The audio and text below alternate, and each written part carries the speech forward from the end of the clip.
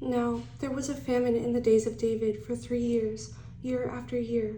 And David inquired of the Lord, and the Lord answered, "It is because of Saul and his bloodthirsty house, because he killed the Gibeonites." So the king called the Gibeonites and spoke to them. Now the Gibeonites were not of the children of Israel, but of the remnant of the Amorites. The children of Israel had sworn protection to them, but Saul had sought to kill them in his zeal for the children of Israel and Judah. Therefore David said to the Gibeonites, "What shall I do for you? And with what shall I make atonement, that you may bless the inheritance of the Lord?" And the Gibeonites said to him, "We will have no silver or gold from Saul or from his house, nor shall you kill any man in Israel for us." So he said, "Whatever you say, I will do for you." Then they answered the king, "As for the man who consumed us and plotted against us, that we should be destroyed from remaining in any of the territories of Israel, let 7 men of his descendants be delivered to us, and we will hang them before the Lord and in Gibeah of Saul, whom the Lord chose." And the king said, "I will give them." But the king spared Mephibosheth, the son of Jonathan, the son of Saul, because of the Lord's oath that was between them, between David and Jonathan, the son of Saul. So the king took Armoni and Mephibosheth, the 2 sons of Rizpah, the daughter of Aiah, whom she bore to Saul, and the 5 sons of Michal, the daughter of Saul, whom she brought up for Adriel, the son of Barzillai, the Maholathite. And he delivered them into the hands of the Gibeonites, and they hanged them on the hill before the Lord. So they fell all 7 together, and were put to death in the days of harvest, in the first days, in the beginning of barley harvest.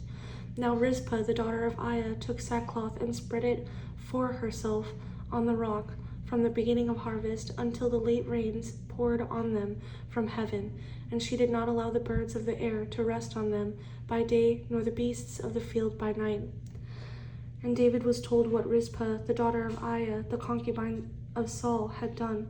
Then David went and took the bones of Saul and the bones of Jonathan his son from the men of Jabesh Gilead, who had stolen them from the street of Bethshan, where the Philistines had hung them up, after the Philistines had struck down Saul in Gilboa. So he brought up the bones of Saul and the bones of Jonathan his son from there, and they gathered the bones of those who had been hanged, and they buried the bones of Saul and Jonathan his son in the country of Benjamin, in Zelah, in the tomb of Kish his father. So they performed all that the king commanded. And after that God heeded the prayer for the land. When the Philistines were at war again with Israel, David and his servants with him went down and fought against the Philistines, and David grew faint.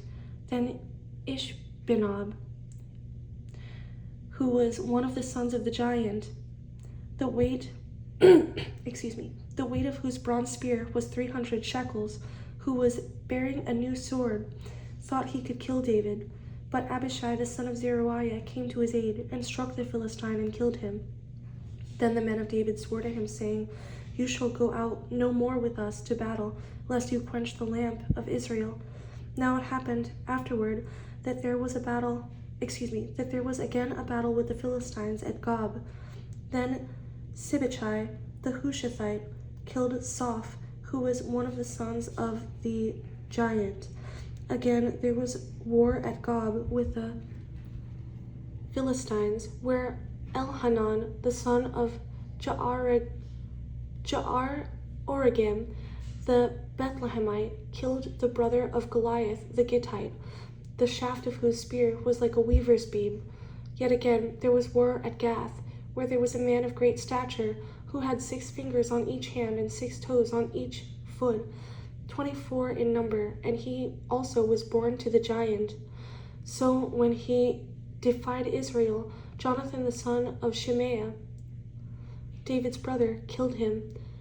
These 4 were born to the giant in Gath, and fell by the hand of David and by the hand of his servants.